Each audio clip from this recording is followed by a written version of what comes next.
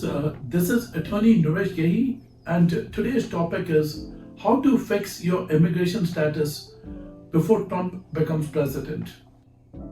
A lot of people are concerned.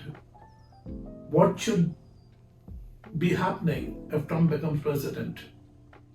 So, if you look at the news, we are hearing a lot of statements from Mr. Homan, who's actually the border czar of Donald Trump, and even from Trump himself. Trump is saying that he is going to make sure that he engages in mass deportations.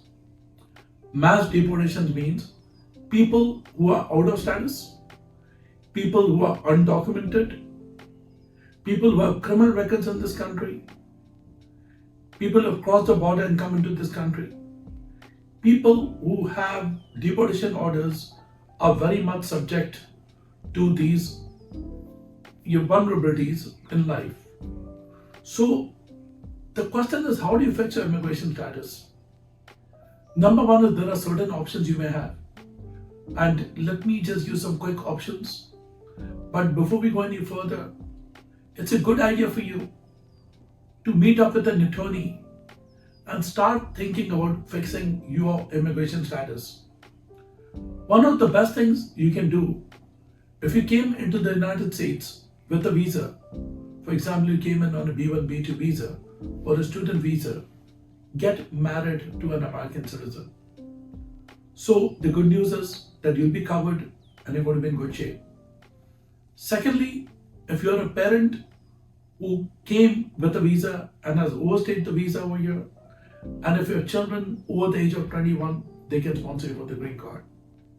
Third, people who are completely out of status, consider political asylum if you fear persecution in your country because of your race, your religion, your membership in a social group under Section 208 of the Immigration and Nationality Act. If you have been a victim of crime in this country, consider getting a U visa. And if you've been a victim of crime, and even if you came into the country by crossing the border, you may be eligible for a U visa.